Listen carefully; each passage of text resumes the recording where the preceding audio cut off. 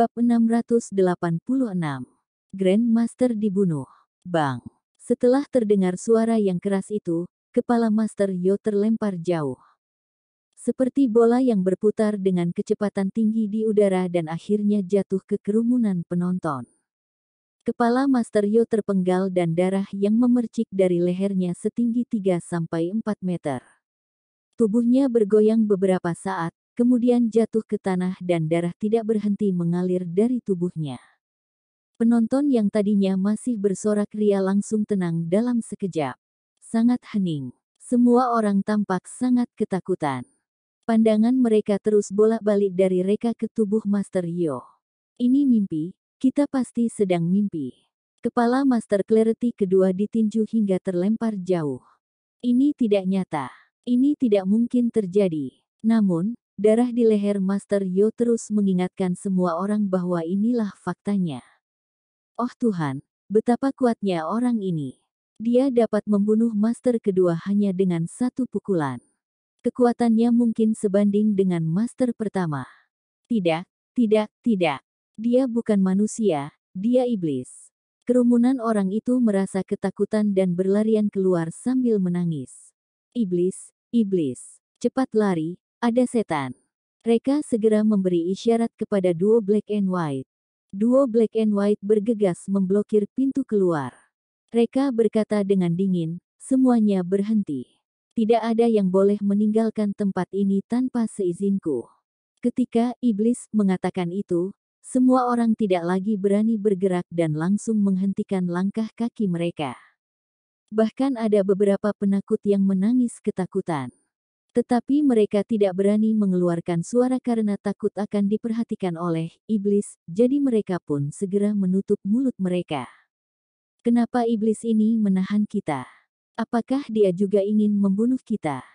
Orang-orang itu ragu apakah dia berani melakukan hal ini atau tidak. Mereka melihat ke meja judi dan berkata, sebelum kalian pergi, tolong lunaskan hutang judi kalian. Staff, aku ingin tanya, berapa banyak uang yang telah saya dapatkan? Para penonton, apakah sekarang iblis juga begitu terobsesi dengan uang? Suara staf tersebut gemetaran, 60 triliun. Bagus. Mereka berkata sambil tersenyum, terimalah kekalahan kalian. Ambil uang kalian, aku tidak menginginkannya sepeser pun. Tapi tentu saja, uangku tidak boleh kurang. Apakah iblis ini bisa diandalkan? Tidak, dan juga tidak berani. Semua orang bergegas menguangkan uang perjudian. Adam dan Frana merasa hancur. Master Yo sudah meninggal, perisai mereka sudah tiada. Apakah selanjutnya giliran mereka? Adam tersadar dari lamunannya, lalu bergegas ke area pertandingan dan berlutut pada Reka, Tuan Valkyrie, aku tunduk padamu, aku bersedia mengikutimu kemanapun kamu pergi. Frana juga bergegas berlutut, Tuan Valkyrie, aku akan tunduk padamu hingga akhir hayat. Semua orang juga kembali sadar dari lamunan mereka. Master Yo sudah meninggal, tidak ada pemimpin di Provinsi Easter lagi. Satu persatu jenderal di bawah Master Yo juga mulai tunduk pada Reka. Saat ini, Rekalah yang bertanggung jawab atas kekayaan, kekuasaan dan kehidupan Provinsi Easter. Dialah Master Yo yang selanjutnya. Tidak, dia bahkan lebih kuat daripada Master Yo. Kemampuannya juga memenuhi syarat untuk menjadi pemimpin Provinsi Easter. Semua orang berlutut dan dengan kompak berteriak, mulai hari ini, aku bersedia untuk tunduk pada Tuan Valkyrie. Reka memandang mereka dengan tatapan menghina, Provinsi Easter hanyalah provinsi kecil. Aku sama sekali tidak menginginkannya. Semua orang terdiam. Provinsi Easter tidak hanya merupakan provinsi dengan wilayah terluas, letak geografisnya juga dekat dengan ekonomi dan politik Clarity, Midgard. Provinsi Easter adalah pusat ekonomi dan politik terbesar kedua. Mereka bahkan memandang rendah Provinsi Easter. Seberapa besar keinginannya? Mereka, kalian boleh melakukan apapun yang ingin kalian lakukan, sama sekali tidak ada hubungannya denganku. Namun, jika ada yang berani mencari masalah lagi, jangan salahkan aku bersikap kejam. Kerumunan orang itu gemetaran dan tidak berani berkutik. Bab 687. Irina jatuh cinta. Reka melanjutkan, aku ini orangnya suka rendah hati, tidak ingin orang lain tahu kalau aku yang bunuh Master Yo. Jika ada yang bertanya, kalian bilang saja Master Yo mati tanpa perlawanan karena keracunan di atas panggung. Semua orang segera menjawab, pasti, pasti. Reka tidak ingin Master tahu kemampuannya yang sebenarnya, jika tidak, dia pasti tidak akan berani untuk melawan dirinya lagi. Jika begitu, dirinya tidak akan bisa lagi menangkap dia dan anak buahnya, tanpa terlepas satupun. Di ruang peralatan, Wyvern akhirnya sadar. Dia baru tersadarkan kembali setelah bingung beberapa saat. Gawat, dia diam-diam memaki, buru-buru bangkit dan bersiap untuk kabur. Tapi, pintu ruang peralatan terlalu kuat, dia sama sekali tidak sanggup mendorongnya. Dia segera mengeluarkan ponsel untuk melihat jam, lalu dia hanya bisa kecewa. Turnamen sudah mulai 10 menit yang lalu, Reka sekarang pasti sudah dipalu hidup-hidup oleh Master Yo. Rencana memberi racun gagal. Dia mengeluarkan ponsel dengan tangan gemetar, lalu menghubungi Irina, bos, rencana gagal. Reka mengunciku di ruang peralatan, aku tidak ada kesempatan meracuni Master Yo. Reka sudah mati. Apa? Irina yang berada di luar arena judi terkejut seperti disambar petir saat mendengar kabar ini, ponselnya tanpa sadar jatuh ke atas lantai. Dia sudah menunggu Reka selama 7 tahun, setelah susah payah menemukannya dan belum sempat bertemu dengannya secara resmi, dia malah sudah dibunuh. Bajingan, sialan, orang bermarga Yo itu, membunuh pujaan hatiku, walaupun harus mempertaruhkan seluruh grup Akatsuki, aku juga pasti akan membunuhmu. Dia menyalakan mobilnya, melaju dengan kecepatan penuh. Dia ingin mengumpulkan grup Akatsuki, balas dendam untuk Reka. Di perjalanan, dia merasa sudut matanya terasa basah, dia membasuh dengan tangannya dan menyadari itu adalah air mata. Apa ini? Jangan-jangan, air mata. Aku menangis. Guru pernah memberitahunya, pembunuh tidak boleh memiliki perasaan. Jika meneteskan air mata, itu artinya kehidupan sebagai pembunuh akan berakhir. Jadi, dia tidak pernah meneteskan air mata sepanjang hidupnya. Tidak disangka, hari ini dia meneteskan air mata untuk Reka. Dia baru menyadari seberapa pedulinya dia pada Reka. Reka tidak lagi menghabiskan banyak waktu di arena tinju, dia segera pergi sambil membawa Adam. Octavian sekarang pergi mencari masalah dengan Tokia, walaupun ada Tamara yang melindungi Tokia, tapi Reka juga masih tidak tenang. Jadi dia memutuskan, membawa Adam pergi bersama untuk mematahkan kedua kaki Octavian anak angkatnya dengan tangannya sendiri, lihat apakah kelak dia masih berani untuk berbuat masalah lagi. Setelah keluar dari arena tinju, Reka menoleh ke kanan dan kiri tapi tidak menemukan mobil Irina. Dia sedikit kecewa, bukankah sudah katakan akan bertemu denganku jika aku keluar hidup-hidup, wanita memang penipu. Awalnya masih ingin pinjam kesempatan ini untuk beritahu dia kalau aku sudah memiliki istri, akhiri semuanya, sekarang sepertinya hanya bisa menunggu lain kali. Pergi ke Provinsi Omada dulu saja, cari Tokia. Octavian sedang dalam perjalanan menuju Provinsi Omada setelah mendapatkan informasi yang membuatnya senang, Tokia dan Reka ternyata belum mendaftarkan pernikahan. Dengan begitu, segalanya akan lebih mudah dilakukan. Asalkan dia bisa mendapatkan buku penduduk Tokia, memaksa dia untuk mendaftarkan pernikahan, bukankah dengan begitu Tokia sudah menjadi miliknya? Saat itu dia akan melakukan apapun yang ingin dia lakukan, tidak akan menerima perlindungan hukum apapun lagi. Dan Reka akan menjadi orang ketiga. Ide seperti ini membuat dia sangat gembira. Dia pergi ke rumah lama Tokia terlebih dulu untuk mencuri buku penduduknya.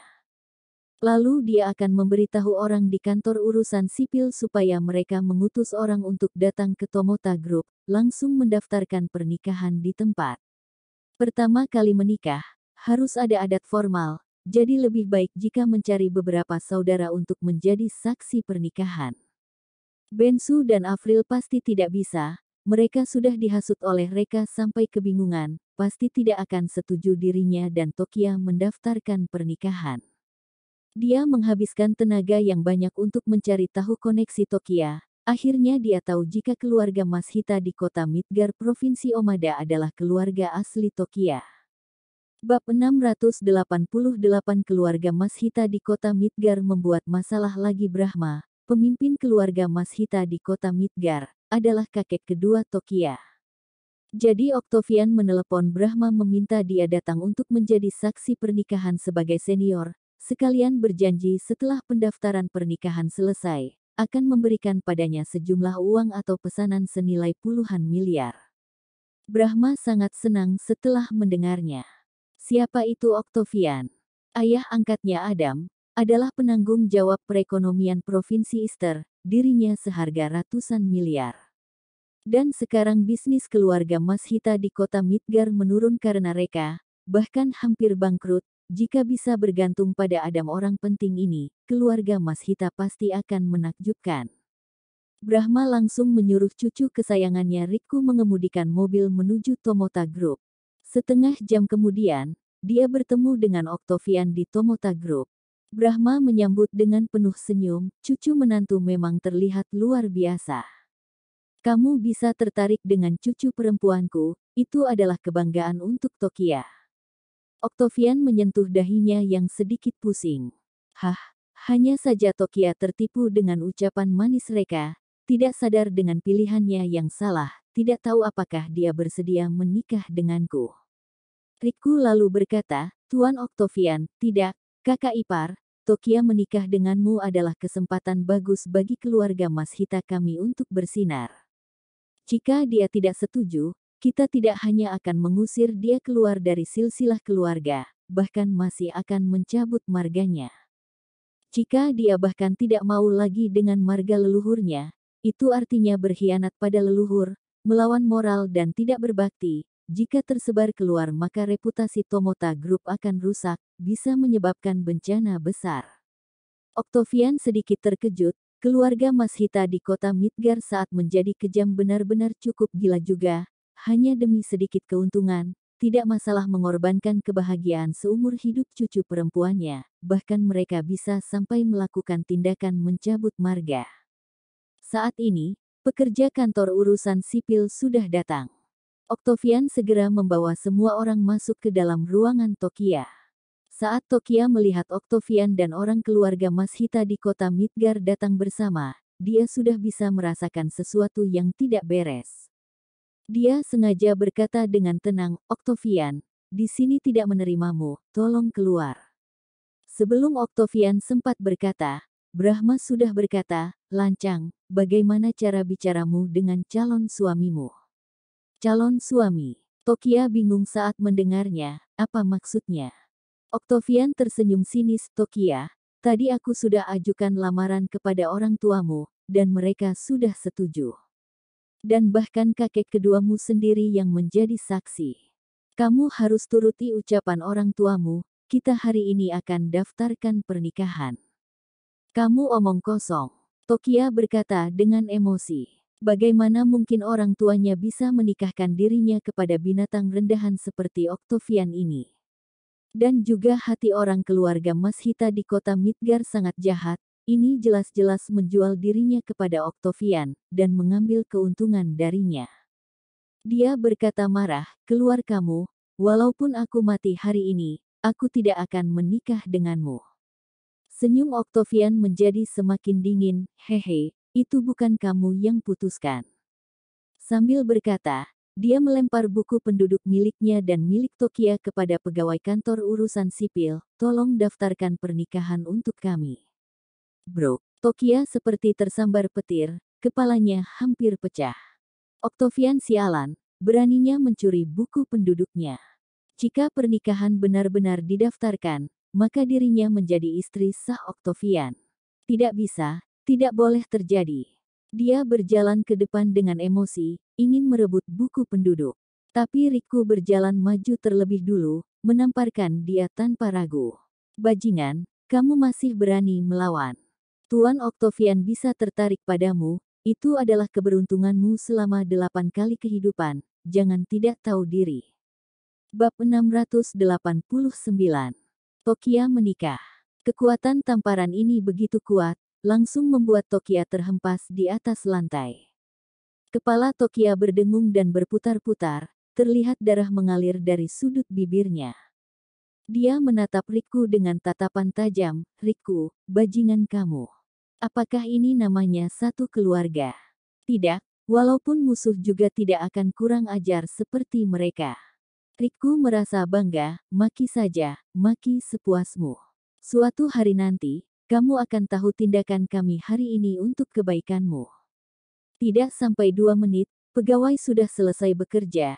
Dia berkata dengan penuh hormat, Tuan Octavian, Nona Mashita, tolong berdiri di depan kamera untuk berfoto. Setelah aku mengunggah fotonya, walaupun hanya file yang berhasil, tapi kalian berdua sudah resmi menjadi suami istri. Octavian berjalan ke arah Tokia dengan penuh obsesi. Tokia, ayo, kita berfoto.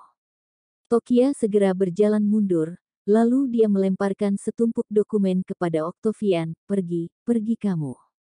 Aku tidak akan menikah denganmu. Aku adalah wanitanya Reka, tidak ada yang bisa merebutnya, kamu jangan mendekat.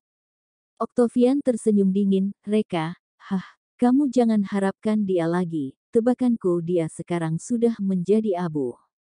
Tokia tercengang, apa maksudmu? Octavian berkata, jangan bilang kamu masih tidak tahu. Reka menerima tantangan Master Yo dari Provinsi Easter. Mereka berdua akan melakukan tantangan taruhan nyawa. Master Yo adalah master hebat Clarity nomor 2, kemampuannya berada di atas Master Valkyrie. Apakah menurutmu suamimu yang tidak berguna itu bisa menjadi lawan Master Yo? Apa? Tubuh Tokia gemetaran. Reka ternyata ingin melakukan tantangan taruhan nyawa dengan Master Yo. Walaupun dia tidak tahu seberapa besar kemampuan Master Yo, tapi Octavian berkata, kemampuan dia bahkan masih berada di atas Master Valkyrie. Seberapa hebatnya Reka, juga tidak mungkin adalah lawan Master Yo.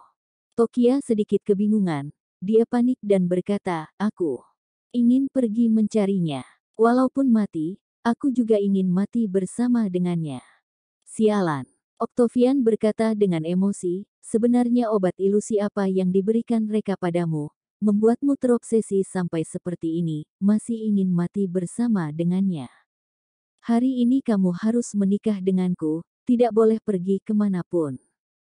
Sambil berkata, dia menarik rambut Tokia, ayo kita berfoto. Pergi. Tokia menolaknya, memberontak dengan sekuat tenaga, walaupun kulit kepalanya tertarik sampai berdarah, hatinya yang terasa sangat sakit. Dan saat ini, Tamara akhirnya muncul juga. Dia berteriak marah saat melihat pemandangan di depannya ini. Sialan, beraninya kamu menyentuh wanitaku, apa kamu sudah bosan hidup? Dia segera berjalan maju, meninju mata Octavian. Octavian berteriak kesakitan, dia melepaskan Tokia dan jatuh di atas lantai. Tamara menatap Tokia dengan perasaan bersalah. Tokia, apa kamu baik-baik saja? Tokia berkata dengan tidak sabar, Tamara, beritahu aku dengan jujur, apakah Reka sedang bertanding nyawa dengan Master Yo? Tamara tiba-tiba terdiam. Dia tidak berani mengatakan yang sebenarnya, takut Tokia khawatir. Sebenarnya, dia juga tidak berani menjamin, apakah rencana bos bisa berhasil, apakah Reka bisa selamat. Melihat Tamara terdiam, Tokia sudah tahu hal ini pasti tidak salah lagi. Dia segera berjalan keluar, aku ingin pergi mencari dia, aku ingin mati bersama dengannya. Sialan, kamu tidak bisa pergi kemanapun. Octavian memegang matanya sambil berteriak marah, pengawal, lumpuhkan wanita ini. Aku akan buat kamu tahu hari ini, apa akibat dari memukulku. 10 pengawal mendengar perintah itu dan langsung menyerang ke arah Tamara. Tamara segera melindungi Tokia di belakang tubuhnya. Dia mengeluarkan belati dari pinggangnya, dan mulai menyerang ke arah kerumunan orang. Bab 690. Kamu harusnya tidak memiliki keturunan. Setelah beberapa tebasan pisau dan tetesan darah, 10 pengawal jatuh merosot ke atas lantai dengan rapi. Setiap dari mereka setidaknya memiliki 1 luka tebasan, kehilangan kemampuan berkelahi. Tiba-tiba terdengar suara jeritan di mana-mana. Suara teriakan itu memenuhi seluruh lantai gedung. Ekspresi wajah Octavian menjadi pucat. Sialan, kenapa wanita ini begitu hebat? 10 pria besar juga tidak mampu mengalahkan dia. Tamara menatap Octavian sambil tersenyum sinis. Sialan, pria busuk sepertimu harusnya tidak memiliki keturunan daripada mencelakai gadis-gadis lain. Tatapannya jatuh di antara kedua kaki Octavian. Saat akan bertindak, tiba-tiba Octavian mengeluarkan sebuah pistol dari kantongnya. Dia menarik pelatuk dan membidik ke arah kaki Tamara. Setelah sebuah suara tembakan, darah merah segar langsung mengalir dari celana Tamara. Sialan, Tamara memaki sambil kesakitan. Dia tanpa sadar akan berlutut di atas lantai. Tapi dia segera memegang meja di sebelahnya sehingga dia tidak terjatuh di atas lantai. Dia duduk di atas kursi dengan kesulitan, memegang lukanya dan berkata dengan ekspresi wajah kesakitan, "Octavian, kamu melanggar peraturan bela diri, beraninya menggunakan senjata, harus menerima hukuman berat dari asosiasi bela diri." Octavian meniup asap di ujung pistol dengan kurang ajar, lalu dia tersenyum dingin, "Peraturan bela diri. Haha, maaf, aku bukan orang asosiasi bela diri. Dan lagi, memangnya kenapa jika aku melanggar peraturan? Lagi pula walau kamu mati hari ini, juga tidak ada orang yang bisa menyebarkan masalah ini keluar." Sambil berkata, dia menodongkan pistolnya lagi ke Tamara. "Jangan." Tokia yang terkejut sampai wajahnya menjadi pucat, tanpa sadar menghadang di depan Tamara, "Jangan tembak." Jantung Brahma dan Riku juga berdetak dengan sangat cepat. Mereka tidak menyangka Octavian ini ternyata tidak peduli dengan nyawa, beraninya membunuh orang di depan umum. Brahma berkata dengan marah, "Tokia, kenapa kamu masih bengong? Cepat setujui permintaan Tuan Octavian. Apa kamu bersikeras ingin melihat pertumpahan darah? Apa kamu masih ingin Tomota Groupmu berjalan lagi?" Tokia tahu, jika dirinya tidak menyetujui hari ini, Octavian mungkin benar-benar akan membunuh Tamara.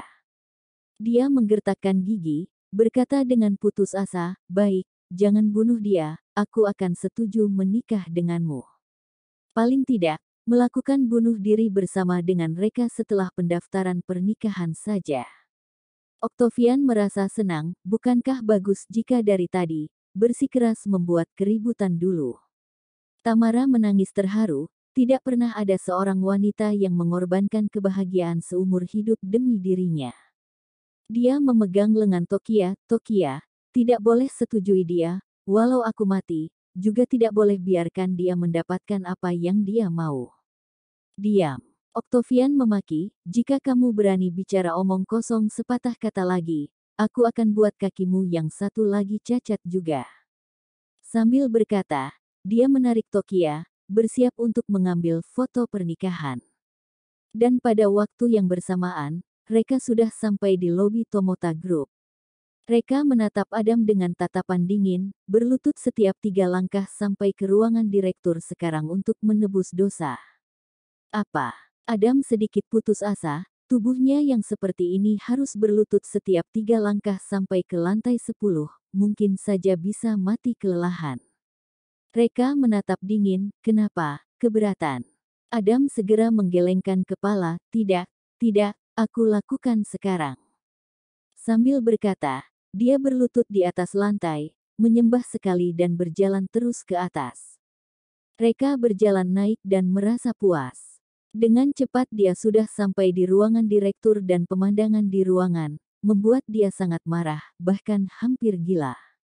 Tokia sedang dipaksa oleh Octavian untuk berfoto. Pipi Tokia bengkak, sudut bibirnya berdarah, rambutnya berantakan bahkan masih ada jejak darah. "Sialan, aku saja tidak berani menyentuh Tokia sehelai rambut pun. Beraninya kalian menindas dia, cari mati." Octavian dan Tokia serta yang lainnya tercengang melihat kedatangan Tokia.